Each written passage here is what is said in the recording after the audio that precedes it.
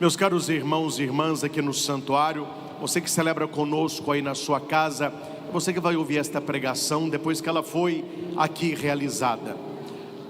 O evangelho de hoje, Lucas 18, 9 a 14. Jesus fala de algo que faz parte da nossa vida cristã, e se não faz, deveria fazer, que é a nossa vida de oração, a nossa espiritualidade. Há um pensamento, uma frase, um versículo que Jesus disse e que nós, juntamente com Paulo, olhamos para ele que refaz e que faz novas todas as coisas, vai dizer: tudo posso naquele que me fortalece. Vamos repetir? Tudo posso naquele que me fortalece. E a pergunta é: como que Deus me fortalece? Na oração. Aquele que reza é forte, aquele que não reza é fraco. Aquele que reza vence, aquele que não reza perde. Aquele que reza consegue ser mais santo, aquele que não reza, ele vai ser geralmente envolvido pela ilusão do pecado. Então rezar é uma necessidade espiritual. Nós temos necessidade de alimentação, temos necessidade de água, temos necessidade de respirar, e no mundo espiritual nós temos necessidade de oração. A questão não é aqui se rezamos ou não rezamos. Aqui Jesus já está lá na frente, rezamos, e Ele vai mostrar os tipos de oração. E uma vida certa, ela se torna injustificada por uma oração feita da maneira errada. E uma vida que não era certa, ela se torna justificada por uma oração correta. Olha como que as coisas, elas vão invertendo aqui o lugar. Jesus vai dizer o seguinte, é uma parábola, é uma história, um ensinamento. Ele vai dizer assim: ele contou esta parábola para algumas pessoas. Quem são essas pessoas? Dois tipos de pessoas: as pessoas que confiam nelas mesmas e que desprezam os outros. É a autossuficiência e o egoísmo. Então, para estas pessoas, Jesus conta esta história, que é esta parábola. Quando ele fala de dois homens, poderia ser outro número, ele fala de dois, para a gente comparar um com o outro, porque são duas pessoas, duas atitudes, duas maneiras de rezar. Uma que agrada a Deus, a outra não agrada. Aqui, meus irmãos, prestem atenção para você entender a parábola. Era o fariseu e tinha um cobrador de impostos. Outro texto é um publicano. Aqui fica muito claro, atenção, que o fariseu, ele tem uma vida exemplar. O fariseu, ele tem uma vida que ele está buscando fazer as coisas certas. E tudo que ele vai dizer na oração é o que nós devemos buscar para a nossa vida. O fariseu, ele não leva uma vida errada. O problema dele é que ele tem uma oração errada. Quem está levando a vida errada é o cobrador de impostos, porque ele está cobrando imposto daquele povo que é dominado pelo Império Romano, e ele aumenta a cobrança para ficar com moedas para ele. Então era um ladrão público, era um homem que não era querido, bem quisto e nem bem visto por ninguém. O fariseu tem uma vida correta, o cobrador de impostos tem uma vida incorreta, é um ladrão. E o fariseu, aqui a gente pode entender quem ele é. Ele não é um ladrão, graças a Deus, ele não é ladrão. Ele não é desonesto, isso agrada a Deus. Ele não é adúltero, ou seja, ele é casado e ele é fiel à sua mulher. Ele não fica aí como tico-tico no fubá, ele está sendo fiel ao seu relacionamento. Ele vai dizer também que ele jejua 2 vezes por semana. Olha, é um homem piedoso. 2 vezes por semana ele faz o jejum. Esta oração, ela é desnecessária, porque não está havendo aqui uma oração, está havendo aqui uma informação. A oração não é para você informar a Deus nada, porque Ele já sabe disso, e isto são qualidades que Ele tem, só que Ele sente necessidade de informá-las a Deus. A pergunta é: Ele está informando porque Deus não sabe? Não é este o intuito. Ele está fazendo esta oração para se colocar melhor que o outro, porque Ele conhecia o outro, Ele sabia quem era o outro, Ele sabia a vida errada do outro, Ele sabia o roubo do outro, e Ele que tem uma vida certa, Ele perde a razão rezando errado. Então veja só, o contrário também não vai funcionar, mas vamos lá. O fariseu, ele se coloca de pé, o de pé em contraste ao cobrador de impostos, que ele fica à distância, com a cabeça baixa, numa atitude de humildade. Aqui é a nossa postura perante Deus. Como que nós nos portamos perante Deus? Com a cabeça erguida, mostrando que nós praticamos a justiça, que nós somos pessoas boas. Isso não é pecado. O problema é a exaltação, colocando em nós a própria justiça. Aqui, meus irmãos, o cardeal Raniero Cantalamessa tem uma pregação muito bonita, que ele vai aprofundar um tema: se o diabo não nos pega na tentação, ele vai nos pegar na soberba espiritual. Se ele não consegue nos pegar naquilo que é mal, ele vai nos pegar naquilo que é bom. Como? Enchendo o nosso coração de soberba, para que nós nos coloquemos melhores que as outras pessoas. O problema aqui não é a vida do fariseu. Ele leva uma vida correta, corretíssima, exemplar. Nós podemos fazer isso. Não seja um ladrão, não seja desonesto, não cometa adultério e jejue, está certinho. O problema dele é que ele vai começar a oração agradecendo a Deus, mas o agradecimento dele é soberba. Eu te agradeço, ó Deus, porque eu não sou como os outros homens. Já entornou o caldo, já entornou o caldo. Não existe oração comparativa. A oração, ela é pessoal. Quando você for rezar, não fique se comparando às outras pessoas, faça a sua experiência. Claro que eu não escuto a oração pessoal de cada um, mas eu escuto confissões, e como acontece na confissão este tipo de comparação? A pessoa, ela quer amenizar o pecado dela, pesando a mão no pecado do outro. Agora minha pergunta é: o que interessa para um penitente o pecado do outro? O que interessa para alguém que está confessando o que o outro fez ou deixou de fazer? A confissão é olhar-se no espelho. A oração verdadeira é um olhar-se para o interior. Orar, O-R-A-R. Letra O é olhar para dentro. Primeiro R, retirar-se. Letra A, agradecer. Último R, renovar-se. Esta é a oração verdadeira. Eu não vou olhar para o outro, eu vou olhar para mim, eu vou olhar para dentro de mim, numa atitude de retiro, retirar-se com humildade, agradecer, não porque você é melhor que o outro, mas porque pela graça de Deus você consegue uma vida de santidade, e numa oração dessa nos renova. Nas confissões acontece pecados tipo assim, não estou contando o pecado de ninguém, mas um exemplo. Ah, padre, eu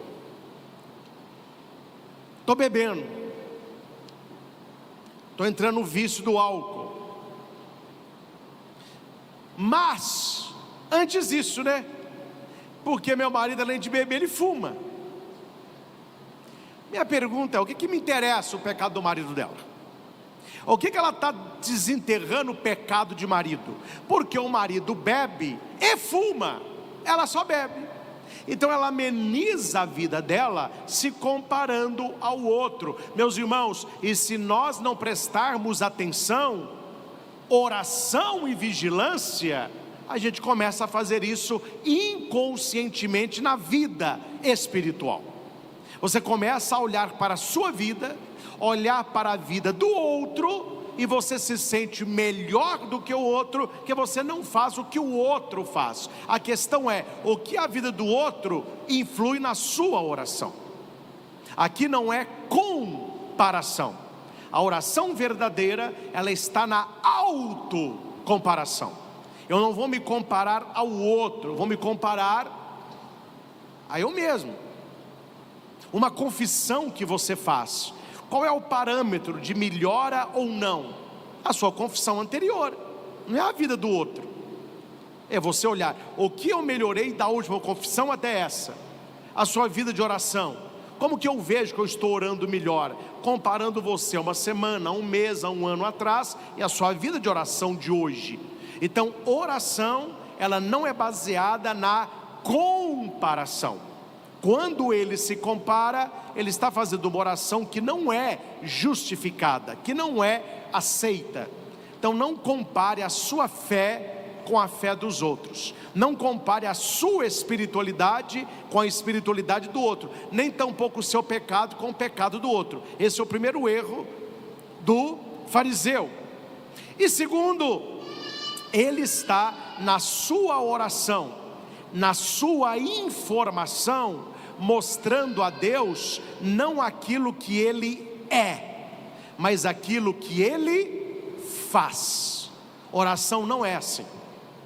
Veja que o cobrador de impostos, ele vai dizer assim: meu Deus, tende piedade de mim, que eu sou pecador. Ele está naquilo que ele é. O fariseu, ele está naquilo que ele faz. Eu não roubo, eu não faço isso, eu não faço aquilo. Está correto, mas não é oração. O problema maior do fariseu não é a vida dele, porque a vida, já disse, está correta. Ele não entendeu o que é oração. E a questão é, nós entendemos o que é oração? Quando você reza, quando você se coloca na presença de Deus, você entende qual é a oração que agrada a Deus? Nós ouvimos na primeira leitura uma expressão, na segunda leitura do livro é a primeira leitura do livro do Eclesiástico, do capítulo 35, versículo 20. Aqui nós temos algo interessante para a nossa espiritualidade. A gente ouve assim: padre, eu rezo do jeito que eu me sinto bem. Hoje em dia tem uns cristãos desengrejados, né? Eu acredito em Jesus, mas eu não vou à igreja, eu não tenho religião nenhuma, mas eu sou de Jesus. Essas frases de gente que não sabe nem o que está dizendo direito. E aqui no livro do Eclesiástico está dizendo assim: quem serve a Deus como Ele quer, será bem acolhido, e suas súplicas subirão às nuvens. O texto não diz quem serve a Deus, não, é quem serve a Deus como Ele quer. Não é servir a Deus como você quer ser servido, é servir a Deus como Deus quer ser servido. Não é adorar a Deus do seu jeito, é adorar a Deus do jeito que Deus quer ser adorado. Não é rezar do jeito que você se sente bem. Não, a oração não é para você se sentir bem. Se você quer se sentir bem, faça uma terapia, vai para o spa, não é? A oração é um encontro íntimo com a vontade de Deus e a submissão nossa. A oração, ela nos coloca no lugar. É interessante, como que tem gente que não sabe o lugar da pessoa, porque ela não tem uma vida de oração correta. Porque a oração, ela me coloca no lugar. Eu tenho que orar do jeito que agrada a Deus, eu tenho que servi-lo do jeito que o agrada, eu tenho que adorá-lo do jeito que agrada. E se eu o sirvo como Ele quer, eu sou acolhido, e a minha prece, ela vai atravessar o céu. Então a nossa oração, ela não precisa ser uma oração de informação. Deus já sabe o que nós fazemos de bom. Isso é graça na nossa vida. Na oração, nós temos que trazer a nossa miséria. É aquilo que nós ainda não somos, é aquilo que nós ainda não fazemos, é aquilo que nós ainda não chegamos. Na pregação de ontem, Dom Giovanni falava da diferença entre a perfeição e a santidade. A pessoa que entra nessa vida de perfeição, ela vai levar uma vida sofrida, arrastada, porque ela vai se decepcionar com ela a cada queda. Ele dizia muito bem que os santos da igreja não foram perfeitos, mas foram santos, porque eles não acostumaram com o pecado, eles não se renderam ao pecado, eles não se entregaram ao pecado, eles lutaram contra o pecado e se santificaram na visão beatífica, na vida eterna. Perfeito é só Deus. Nesta vida, a humanidade, o único que não pecou foi a Virgem Maria, dizia isso também ontem. Então nós temos que trazer para a nossa vida também o nosso pecado e levá-lo à oração. Aqui o cobrador de imposto conquistou a Deus, porque ele não falou nada que ele está fazendo, mas ele vai dizer: tende piedade de mim, que sou pecador. Se ele fosse ímpio, ele não rezaria. Se ele não tivesse fé, ele não rezaria.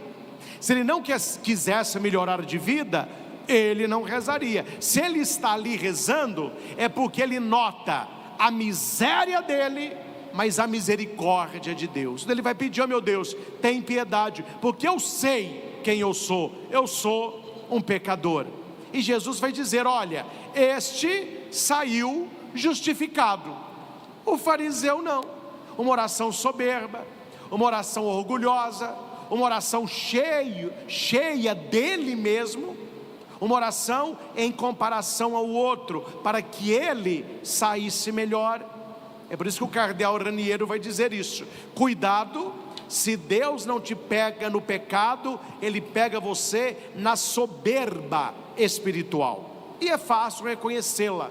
Como que eu reconheço a soberba espiritual? Quando eu começo a me achar melhor que os outros, aí está a soberba. E não é que você não deva melhorar a cada dia, é isso o sonho de Deus. Imagina que bonito você entrar numa oração profunda e Deus olhar para você e Ele vê que você não tem pecado mortal. Esse é o sonho de Deus para todos nós. Eu tenho amado a Deus sobre todas as coisas, eu tenho honrado o seu santo nome, eu tenho celebrado o seu culto, eu tenho honrado meu pai, minha mãe, meus avós, eu não peco contra a castidade, eu não sou ladrão, eu não cobiço a mulher do próximo, nem o homem da próxima, eu não fico falando mal e acabando com o nome das outras pessoas. Ou seja, você está cumprindo os mandamentos. Isso é glória para Deus, isso é sinal da sua graça na sua vida. É isso que nós devemos buscar. Agora, o problema não é você ter uma vida de santidade. O problema é quando a sua vida de santidade te faça achar que você é melhor que o outro. Aí, meu filho, já era. Isso não é santidade, isso é soberba. E o diabo sabe usar isso contra nós. O diabo sabe usar isso contra nós. Precisamos ter uma vida de oração. Isso é fato, onde Jesus insiste inúmeras vezes que nós precisamos rezar, nós precisamos orar. E é interessante, quanto mais a pessoa está próximo da luz, menos ela peca, mais amigo de Deus ela é, e mais pecado ela consegue enxergar. Quanto menos a pessoa reza, mais longe da luz ela está, mais facilidade para o pecado ela tem, e ela não consegue enxergar a divisão entre aquilo que é de Deus e aquilo que é do mundo. Para ela tudo é muito normal. Não, tudo, porque ela não reza, ela não tem a visão espiritual. Finalizo, meus irmãos, com a segunda leitura, onde vai dizer qual é o fruto da nossa oração. É combater o bom combate, completar a corrida, guardar a fé. Ninguém é forte se não reza, ninguém é forte se não tem contato com Deus. E aqui vai uma dica: não fique com esta, eu vou rezar mais. Durante a semana, quando sobrar tempo eu vou rezar. Você não vai rezar, você não vai rezar. Oração precisa ter prioridade no relógio. Esta hora é a hora da minha oração. Se eu deito 9h30, 10 horas, 11 horas da noite, eu vou 10 minutos antes, 10 minutinhos, largar o celular, desligar a televisão e fazer a minha oração.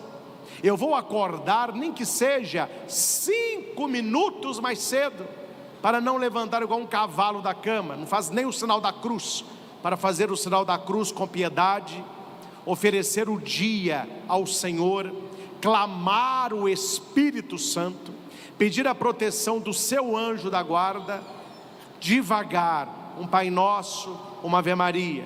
Isso é o básico. À medida que você vai rezando, a sua fome de Deus, ela vai aumentando. Ninguém começa rezando 1 hora. Ninguém começa rezando, eu não rezo nem uma Ave Maria por dia. A partir de amanhã eu vou rezar o rosário. 4 terços por dia, padre. Não vai, não vai. E se começar, vai parar no meio do caminho. Porque todo ganho é lento. Não só ganho de massa corporal, não só força física, mas crescimento espiritual. São Paulo vai dizer que no início é leite, no início é o leitinho, quer dizer, o básico. À medida que você vai crescendo na espiritualidade, você vai tendo mais fome de oração, você vai tendo uma vida de amizade profunda com o Senhor. E por último, falo para ajudá-los. Estar aqui é bom, mas não demonstra em nada espiritualidade. Porque tem gente que vai à missa e fora da missa vive igual o capeta gosta. A pessoa vem à missa e não tem vida de oração. A pessoa está com pecado mortal, ela não confessa há muito tempo, mas ela levanta na comunhão e comunga, como se ela pudesse comungar. A pessoa está no adultério e ela recebe a Santíssima Eucaristia como se fosse a coisa mais normal do mundo. O que essa pessoa não tem? Espiritualidade. Ela não conhece a gravidade do pecado dela. Ela tem religiosidade. Ela vai à missa, ela bate o cartão, até fica assistindo aí tudo que acontece aqui, fica assistindo, mas ela não está entendendo como anda a sua vida espiritual. E por que que isso acontece? Porque a pessoa não reza. Uma pessoa que não reza, ela não amadurece. O que que nos amadurece na fé?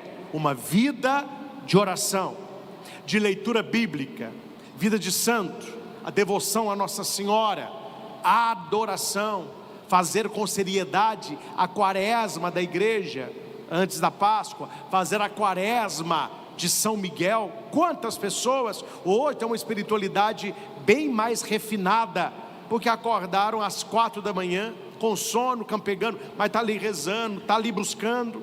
Pessoas que reservam, olha, eu estou pegando muito leve com os senhores, estou pegando muito leve com os senhores, tudo aqui eu estou falando tempo muito pequeno. A pessoa, ela tem 10 minutos por dia, 10 minutinhos, para uma leitura espiritual. 10 minutos, o que é 10 minutos? 5 minutos para a leitura do Evangelho do dia. Estar aqui, meus irmãos, é uma bênção. Celebrar a Eucaristia juntos é uma graça, mas você não aguentará ficar de pé uma semana alimentando só num dia, buscando a Deus apenas um dia e não mantendo isso aceso na sua vida espiritual. E aqui só para questão de paz na consciência, porque falando dessas coisas mais abertas, vamos ver se a ficha cai aí. Atenção, não estou sendo grosso, nem rude ou mal educado, estou sendo verdadeiro para vocês me compreenderem. Pense aí na sua cabeça. Eu estou aqui falando, já tem quase meia hora, sobre a importância de você rezar, a importância de ter contato com Deus, a importância do Santo Terço, da leitura bíblica, invocação ao anjo da guarda, etc, etc, etc. Pensem agora nesta questão. Se você reza ou não reza, o que acrescenta em mim ou o que diminui em mim? Nada. Se você reza ou não reza, para mim, enquanto pregador e orientador dos senhores, não fede nem cheira. Para mim tanto faz como tanto fez. Se você está rezando ou não está rezando, o problema é seu, meu filho. Mas se você reza, as graças são suas. E se você não reza, a vida difícil não será minha, será sua. Então a oração não envolve o padre que está aqui pregando, envolve a sua intimidade com Deus. Você não reza para mim, você não reza porque o padre está pedindo e orientando para rezar. Você reza porque é necessário para quem quer ter uma amizade com Deus. Você reza porque você quer ter uma visão espiritual, uma audição espiritual. Jesus falava sobre isso. Este povo, ele ouve com o ouvido, mas ele não escuta. Esse povo, eles escutam, mas eles acham que entendem e não entendem. Eles acham que enxergam, mas não enxergam. São as pessoas que não têm a vida espiritual. Então, meus irmãos, busquemos, como o cobrador de impostos, uma oração que agrade o coração de Deus. E qual é a oração que mais agrada o coração de Deus? É você apresentar a Deus as suas misérias e não se acostumar com elas, lutar contra elas, mas apresentar a Deus a sua miséria. Pense, compadre, aqui, quais são as pessoas que conhecem as suas misérias? Quais são as pessoas que conhecem o seu lado não maravilhoso? Que nós temos o lado maravilhoso e nós temos o lado não maravilhoso. Todos nós. Quem que conhece o seu lado não maravilhoso? As pessoas que te amam, as pessoas muito próximas a você e as pessoas que te amam apesar dos pesares. Para o povão, a gente quer mostrar o nosso lado maravilhoso, mas para quem você ama, você mostra a sua miséria. E uma pessoa que chegou perto de você e disse assim: olha, esta é a minha fraqueza, esta é a minha vida, este é o meu passado, este é o meu gênio, isto é o meu pecado. É uma pessoa que te ama, que confia em você e que sabe que você pode ajudá-la a melhorar. Se você vai para Deus e você fica só se elogiando, onde está a melhora? Onde está a conversão, que é a mudança de vida? Jesus vai dizer: este povo me louva com os lábios, mas o seu coração está longe de mim. Como que eu me apresento a Deus? Como que eu trago o meu coração para perto? Na vida de oração. Meus irmãos, crie um ambiente na sua casa para a oração. Não ia falar disso, mas me dê mais 5 minutos, que isso é importante. Não se reza com televisão ligada. Sai dessa, sai dessa. Não se reza mexendo em celular. Não se reza com o som ligado na rádio. Não se reza brincando com pet. Não, não. Ah, padre, a minha vida de oração é a hora que eu tomo banho.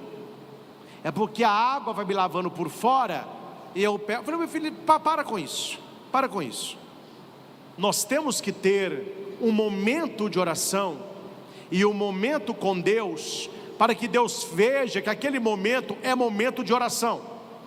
E é claro que você pode ter uma vida de oração, mas uma coisa não exclui a outra. Eu posso rezar enquanto eu faço comida, eu posso ali lembrar de Deus quando estou tomando banho, escutando uma música religiosa, eu posso rezar enquanto estou dirigindo, eu posso ir para o meu trabalho rezando o tercinho, eu vejo muita gente andando rezando o terço, eu posso fazer uma caminhada aqui na Pitangui rezando os minutos, não há problema, isso faz bem, mas isso não exclui o momento do retiro, o retiro diário com Deus. Cuidado, quando as pessoas falam muito do dízimo, desse aqui ó, mas eles não falam do dízimo desse aqui ó, que é o relógio. Deus, Ele quer o dízimo do seu tempo. Um pedacinho do seu tempo é para Deus. E como que é esse pedacinho do meu tempo, padre? É assim que funciona. Você tem que estar num lugar reservado, silencioso. Eu gosto, estou falando de colocar alguma coisa que me ajude a concentrar. A imagem de um santo, uma relíquia, a Bíblia, um crucifixo. Eu não chego correndo, sento e rezo. Eu vou diminuir a respiração, aquietar o coração 3 vezes. Eu tomo consciência de que oração não é solilóquio e nem monólogo. O que é solilóquio? Eu estou sozinho falando para uma parede. Não, isso não é oração. Deus está ali. E não é monólogo. Aí eu vou falar. Não. Oração é sobretudo escuta. A oração, ela tem 3 partes: escuta, fala, escuta. São 2 orelhas e uma boca, não é verdade? Escutar 2 vezes. Primeiro você vai escutar a Deus. Escutar a Deus como, padre? Lendo a palavra. Deus fala pela palavra. Depois você vai responder a Deus. É a sua oração. Oração é resposta. Depois, outro momento de silêncio para trazer o texto lido e a sua oração para a sua vida. Para a sua vida. Suponhamos que hoje de manhã você leu este evangelho. Respiro, acalmo, estou na presença de Deus, invoco o Espírito Santo, leio o texto, Lectio Divina, se coloque no texto, veja o que está acontecendo no texto, aí você vai rezar. Como que a gente reza? A partir do texto aqui, oração simples. Meu Deus, que eu não seja e que eu não tenha uma oração tipo esse fariseu, que eu tenha uma oração como o cobrador de imposto, mas que eu não tenha uma vida como o cobrador de imposto, que eu tenho uma vida como o do fariseu, né? Porque tem gente que olha assim, ó, faça o que ele fala, mas não faça o que ele faz. Com o cobrador de imposto é o contrário. Faça o que ele faz, mas não fale como ele fala. Você rezou, você olha para a sua vida. Eu tenho me considerado melhor que os outros? Eu tenho julgado muitos outros? Na minha oração, eu tenho me colocado superior? Não, eu e Deus, Deus e eu. Reza. Você fez a sua oração, reconheceu-se também miserável, pecador. Silêncio, respiração, agradece, Ave Maria. Isso não demora, isso vai te preencher. Momento de oração, todos os dias, se você deseja crescer na espiritualidade. E finalizo com essa colocação: O que vai acontecer com todos os senhores se você não rezar do jeito certo? O que vai acontecer? Quem sabe? Uma coisa vai acontecer, todo mundo. Talvez é por isso que aconteceu o que aconteceu já. O que vai acontecer com quem não reza certo? Ele não vê fruto da oração. E quem não vê fruto, haverá de parar de rezar. Ah, padre, eu não rezo, eu não sei rezar. Quando eu rezo, eu não vejo diferença nenhuma. Quando eu rezo, eu não sinto Deus. Quando eu rezo, parece que está tudo... É que não adianta rezar, tem que rezar do jeito certo. Fariseu rezou do jeito errado. Cobrador de imposto rezou do jeito certo. Quando se reza do jeito certo, você sai da oração justificado. Amém? Fecha os teus olhos um instante. Vamos pedir ao Senhor que nos ajude de hoje em diante a ter uma vida que o agrade. E tendo esta vida, que não nos consideremos melhor que os outros, mas que busquemos ainda mais santidade de vida, romper com o pecado. E na presença do Senhor, que nós possamos ter a oração do cobrador de imposto: tende piedade de mim, Senhor, porque eu sou um pecador. Nós estamos, Jesus, nesta luta contra o pecado, numa luta para nos tornarmos mais de Deus. Ajuda-nos, Senhor, e principalmente as pessoas que ainda não têm o hábito da oração, ajuda-as a ter fome e sede de Ti. Dá-nos, Senhor, fome e sede de Ti. Quando nós temos uma fome física, nós buscamos alimento. Quando nós sentimos sede, nós buscamos água. Se nós tivermos fome e sede de Deus, nós vamos buscá-lo na oração.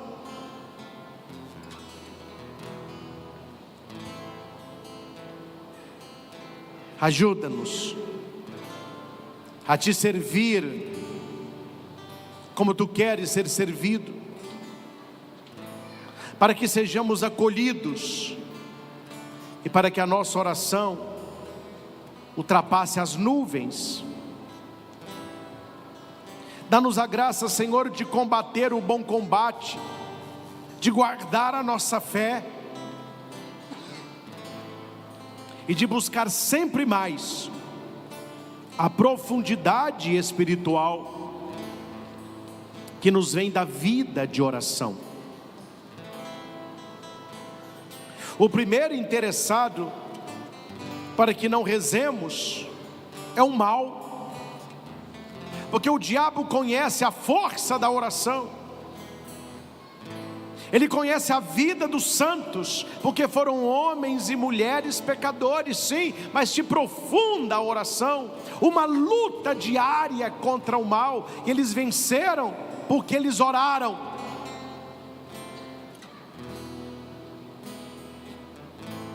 E o demônio sabe que aquele que não reza é uma presa fácil. Aquele que não reza, ele é fraco espiritualmente. Jesus, dá-nos gosto pela oração. Desperta no nosso coração de hoje em diante, nem que seja 5 minutos, mas que sejam todos os dias os 5 minutos de Deus. Eu quero isso, Senhor, ter os 5 minutos de Deus. Afasta do nosso coração toda preguiça espiritual, todo desânimo com a vida de oração. Dá-nos olhos, Senhor, para enxergar quais são as distrações que roubam o tempo da oração. Talvez é uma série, é o celular, tantas e tantas coisas vão ocupando o nosso tempo e a oração fica para trás.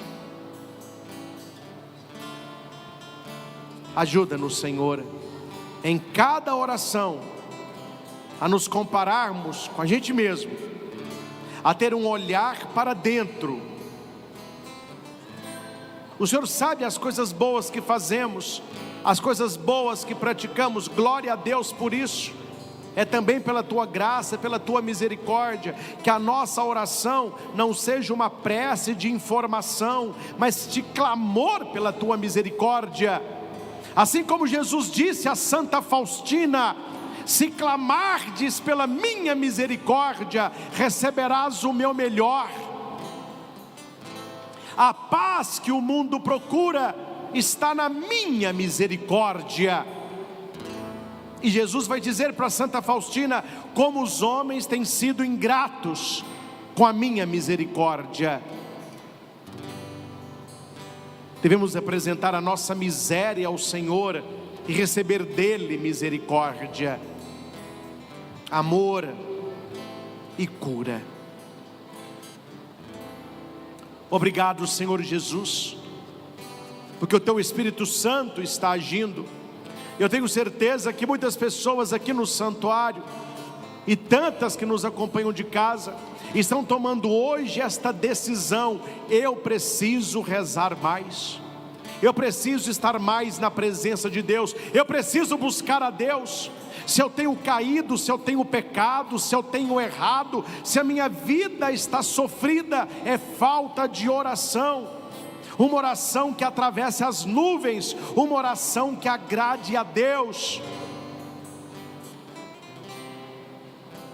Maria Santíssima, Nossa Senhora desatadora dos nós, nós colocamos nas Tuas mãos o nó da nossa falta de oração. Desfaça esta noite, ó Maria, tudo aquilo que está nos impedindo de rezar. É a celebração, célebre ação. Por isso a palavra celebração é uma ação célebre, uma ação única que dividiu o mundo, antes e depois dele. É a celebração não do aniversário de um neném, mas de um mistério, o mistério da encarnação. Quando nós rezamos o Ângelus, hoje em dia muita gente nem reza mais, né? É os tais católicos bolinha de isopor, só fica na superfície, eles não se aprofundam. Mas é uma oração própria do católico, e isso os antigos tinham. O meu vovô, a sua vovó, o pessoal da zona rural ainda tem muito, a oração do Ângelus às 18 horas. Hoje você pergunta, a maioria de pessoas que vão à missa no domingo, quem é que lembra de rezar o Ângelus às 18 horas? Ih, a pessoa está com a cabeça em outro mundo, né? Mas a oração do Ângelus, ela aponta para o mistério do Natal. O ano todo se reza o Ângelus e aponta para o mistério do Natal. O anjo do Senhor apareceu a Maria e ela concebeu do Espírito Santo. Eis aqui a serva do Senhor, faças em mim segundo a tua palavra. E o verbo de Deus se fez carne e habitou entre nós. Isso é o Natal. Este é o mistério do Natal. O verbo de Deus, a palavra de Deus, a segunda pessoa da Trindade, se faz carne no útero virginal de Maria Santíssima. É isso que nós celebramos no Natal. Um Deus que vem nos visitar, um Deus que vem para perto. Aquele que está na manjedoura não é apenas uma criança especial, não é apenas alguém que vem falar de love, mas é o próprio Deus que vem armar a sua tenda no meio de nós para salvar a humanidade. E dito isso, nós entendemos então que aquele que nasce na manjedoura é o Salvador, é o Cristo, o Senhor. Os anjos vão dizer isso para os pastores. Você não precisa tentar descobrir quem é aquele que nasceu na manjedoura, porque hoje está cheio de gente tentando descobrir o que já foi descoberto.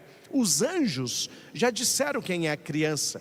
Ele vai dizer para os pastores, para nós, para a igreja: eis que vos anuncio uma grande alegria, que será para todo o povo. Hoje na cidade de Davi, nasceu-vos Cristo Senhor. Ele é o Salvador, Cristo Senhor, Salvador. E o que nós entregamos para Ele? Senão os nossos pecados.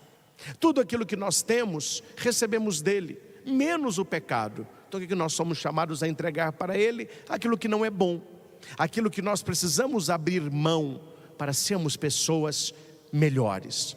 Aqui o Senhor nos diz, continua ainda nas reflexões do ensino ieso: nada resta dos pecados que são lançados no meu coração. Eles são completamente aniquilados, reduzidos não a cinzas, mas completamente destruídos e esquecidos. Aquela criança que está na manjedoura, que vai estar com o bracinho aberto, o que ele está pedindo? Aí vem os emotivos, né? Os catorentes, que é católico carente, os catorentes. O bracinho erguido, ele está pedindo colo, ele quer colinho. Na verdade, o bracinho erguido do menino Jesus, ele está pedindo os nossos pecados. É como se ele dissesse a você: dá-me os teus pecados nesta noite, para que não apenas a noite seja santa, mas que a sua vida seja santa. Que esta estrela brilhe não apenas no céu, mas no seu coração. E olha que bonito, quando você entrega os seus pecados a Jesus, Ele não vai transformar aqueles pecados em cinza, porque Jesus vai dizer que cinza é alguma coisa, mesmo que seja um pó, mesmo que seja um sujinho, mesmo que seja quase um nada, a cinza é alguma coisa. E quando você entrega os seus pecados a Jesus, nem cinza restarão, porque o pecado será completamente destruído e consequentemente esquecido. Você já pensou nisso? Quando você entrega o seu pecado a Jesus, ele é destruído e Deus não lembra mais. Isto é misericórdia, isto é vida nova. É esta experiência que as pessoas precisam ter na igreja. É esta experiência que você precisa buscar na sua vida espiritual. É esta experiência que você precisa buscar nas adorações que você faz. Entregar-se a Deus de tal modo que aquilo que é ruim na sua vida é destruído, na certeza de que Deus esquece. O ser humano não esquece, o ser humano vira e volta, ele fica lembrando das coisas ruins. Deus, ele esquece completamente. Isto é uma vida de entrega. É o amor que me move a fazer isso. Deus não faz isso apenas por obrigação, e tão pouco por obrigação. Ele não faz isso porque não teria outra coisa para fazer, mas aquilo que move o Senhor é o amor. Deus não sabe fazer outra coisa do que nos amar. Por isso que aquela noite santa, você verá Jesus deitado numa manjedoura. É um coxinho de animal. E se você presta atenção na manjedoura, ela é feita de madeira, não é? E a madeira, ela é...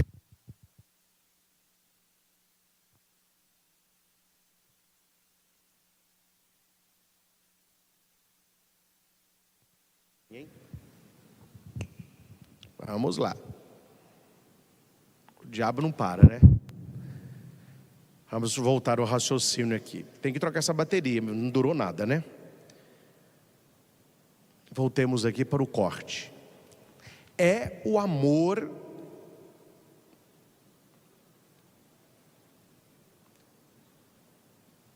voltemos.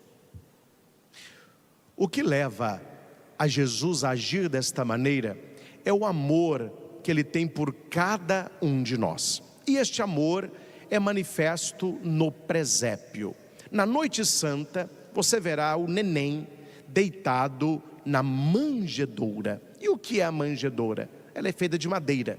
São paus cruzados. Aí tem um atrás, um na frente, tem um coxinho. ali Nossa Senhora e São José prepararam um bercinho para Jesus. Veja, manjedoura, comida. Então Jesus é comida, é o pão da vida. Paus cruzados, cruz. Então quando você olha para a manjedoura, você já lembra da cruz. Toda criança quando nasce, ninguém acha que ela vai morrer um dia, não é verdade? Não, ninguém pensa em morte ali, ela é vida, é um neném, é a vida nova. Mas quando Jesus nasce, aquele nascimento de Jesus, ele já aponta lá para a sua morte. Ele é Cristo, o Senhor, o Salvador. E onde isso é confirmado? Nos Reis Magos. Tem gente que acertou em casa, parabéns. Quando o rei mago, ele oferta os presentes e sobretudo a mirra, quando ele entrega para Jesus a mirra, ele está mostrando a morte. Aquele menino nasceu para morrer e é pela sua morte que virá a salvação. O pecado entregue a Jesus, ele deixa de existir. Ele perde-se para sempre no oceano de misericórdia. Então, uma historinha que eu gosto muito de contar para as crianças da catequese. Você pega um copo de água, pega uma colher de sal, coloca no copo de água e mistura. E fala com elas, não bebe não, mas põe o dedo aqui. Eles põem o dedo, salgado, salgado. Aí depois você leva as crianças para um lugar que tem muita água potável. Você pega uma colher de sal e faz assim na água. Aí você pega um pouquinho de água e fala, toma. Não tem gosto de sal não. A quantidade de sal foi a mesma. Uma colher de sal no copo, uma colher de sal naquele recipiente, talvez uma lagoa, um mar. O mar já é salgado, né? Mas muita água. Olha que estranho. No copo fica salgado, aqui nessa quantidade de água não fica. Então os nossos pecados dependem aonde nós os colocamos. Se você fica colocando o seu pecado no copo do teu coração, ele vai mudar toda a sua vida, ele vai mudar o sabor da sua vida. Mas se você joga esta colher de sal na água da misericórdia do coração de Cristo, aquilo não consegue mudar a água vai anular o sabor do sal. Então aqui está dizendo que nós devemos lançar o nosso pecado no oceano da infinita misericórdia de Deus. Nós não entendemos bem o que é infinito, a gente tem uma noção, mas infinito é aquilo que vai e nunca virá. É o eterno, é o eterno. O pecado que é acolhido por uma alma, porque nós temos dois caminhos. Qual que é o primeiro caminho? Você pegar o pecado e jogar no coração de Cristo. Qual é o outro caminho? Você se agarrar ao pecado. Eu sei que de vez em quando as pessoas não ficam muito satisfeitas com as coisas que eu digo, mas uma preocupação que eu tenho, porque eu vejo isso, é que eu não vejo assim uma diferença gritante entre as pessoas que frequentam a igreja e aqueles que não frequentam. Parece que todo mundo está vivendo a mesma coisa. Estranho isso. Estranho. A pessoa que não comunga, ela vive com aquela que comunga. A pessoa nessas baladas da vida estão aprontando lá, e os que vêm à missa que vão aprontam a mesma coisa. Tem alguma coisa estranha, não há, meus irmãos? Você não acha estranho que as pessoas que dizem que ter fé, que participam até da igreja e recebem os sacramentos, elas têm na cabecinha delas os valores das pessoas mundanas? Elas têm feito mais ou menos igual a pessoa que não tem fé. E Jesus vai dizer aqui o que aconteceu com estas pessoas. Apesar de elas estarem na igreja, é porque o pecado nessas pessoas foi acolhido. Elas não lutam por conversão, elas lutam por aceitação, por abraço, por acolhida. A conversão que é bom nada. Então aqui está dizendo, o pecado que é acolhido por uma alma, agarra-se a ela. E é difícil, viu? É o famoso abraço de tamanduá. O pecado faz isso. Ele abraça você e quanto mais tempo ele fica na sua vida, mais difícil será tirá-lo. Mais difícil será tirá-lo. Pega uma pessoa que que bebeu hoje um copo de cerveja, a primeira vez na vida, e pega um alcoólatra e diga para os dois: não beba mais. Você verá que o primeiro tem facilidade, o segundo vai ter uma dificuldade imensa. A pessoa que talvez deu o primeiro trago numa droga, diga para ele: não use isso nunca mais. E pega uma pessoa que já está no vício: não use isso nunca mais. Você verá a diferença dos dois na dificuldade de largar o vício. O primeiro é mais tranquilo, porque está no início. O outro já deixou enraigar. O pecado, ele agarra a sua alma e torna-se um veneno. Não há pecado, não há veneno pior para o ser humano que o pecado. Ele vai envenenando a sua vida, envenenando a sua mente, envenenando o teu coração. Um câncer que se espalha. Olha o que está dizendo aqui, meu Deus, forte. Um câncer que se espalha, destruindo o organismo espiritual. Eu já acompanhei várias pessoas aqui em Divinópolis. Temos a ACOM, que cuida de pessoas com câncer. Eu já fui ungir pessoas que estavam na última semana de vida, e os médicos falam: ó padre, pode dar unção, converse com a pessoa, ela já sabe, já está cheia de metástases, se espalhou pelo corpo todo, agora é rezar, nós vamos mandar ela para a família, etc. A pessoa já sabe daquilo. Olha, e aquela pessoa que recebe essa notícia, vem a tristeza, vem a revolta, depois vem a aceitação, vem ali o entregar-se a Deus e a partida. Jesus está falando aqui no ensino IESO, que o câncer, ele vai destruir o nosso organismo físico. O pecado, ele vai destruindo o nosso organismo espiritual. É interessante quando algumas pessoas vêm pedir direção espiritual, e a gente começa a puxar o fio do novelo ali, e você vai conversando com a pessoa e vai puxando. É muita metástase espiritual. É muito pecado, o negócio já espalhou.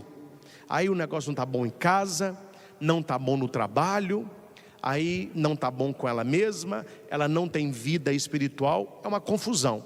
Então Jesus está falando: o pecado te afasta da santidade e está bem-aventurança. E por fim, meus irmãos, você pode estar perguntando: se eu entregar o meu pecado a Deus, eu vou receber o que de volta? Ele diz aqui: a minha graça. Eu derramarei sobre ti uma abundância de graças, preciosas graças que santificam a alma e fazem brotar virtudes onde antes não havia nada, além de um jardim abandonado, habitado apenas pelas sombras do vício. Então eu não sei se o seu coração hoje é um jardim abandonado, habitado pelas sombras dos vícios, mas basta você entregar tudo isso a Deus, Ele vai derramar abundante graça na sua vida, abundante bênção na sua vida. Esta manhã, você é chamado a trocar o pecado pela graça, a abandonar a escuridão para receber a luz, a doença pela saúde, a tristeza pela alegria. E não precisa fazer muita coisa, meus irmãos. É um único ato de confiança. Um único ato de confiança. Você que é devoto da Divina Misericórdia, e você que tem o diário de Santa Faustina, leia todos os dias um parágrafo, faz muito bem para a alma, uma leitura espiritual. Santa Faustina. Santa Faustina vai dizer que a misericórdia de Jesus que está para nós, ela não quer muita coisa, ela quer apenas um ato. Um ato. E que ato é esse? A confiança. A confiança de se lançar, a confiança de se entregar, a confiança da providência. Deus provê, Deus Ele vai prover, Deus proverá. A misericórdia nunca falha. É remédio, conforto e fonte de confiança. Esta palavra não chegou até você por acaso. É uma das pregações que já apontam para o mistério do Natal. Há tempo de mudar de vida ainda. Preparamos a nossa casa, preparamos o nosso coração. Muita gente já preparou aí o que vai comer na ceia, já tem uns presentes aí para o amigo oculto, tudo preparado. É muito bom, não é? Natal, uma festa maravilhosa, a festa da nossa família reunida. Mas não se esqueça de preparar tudo isso, que não faz mal, faz parte. Pode preparar tudo isso, mas não se esqueça de preparar por dentro, senão você só prepara por fora, né? Tem que preparar por dentro também. E é isso que eu preguei para vocês: entregar ao Senhor o pecado, mudar de vida, abrir mão daquilo que em nós nos contamina, nos estraga, vai destruindo o nosso organismo espiritual. Há muitas pessoas que têm medo do câncer, mas elas não têm medo do pecado, sendo que espiritualmente o pecado é pior que o câncer. Então precisamos cuidar do nosso corpo, claro, mas não podemos descuidar da nossa alma. Infelizmente, o que muitos fazem: cuidam das realidades terrenas, mas esquecem das realidades espirituais. Nós recebemos agora a visita de Jesus no Santíssimo Sacramento. Nós vamos entregar a Ele agora a nossa vida, entregar a Ele os nossos pecados, entregar a Ele a nossa história. Eu tenho certeza de quem fizer isso de coração e em verdade, você sairá cheio da sua graça, cheio da sua misericórdia, cheio da sua luz. Jesus vem até nós, que possamos ir também até Ele. Com o nosso canto, recebamos a exposição do Santíssimo Sacramento.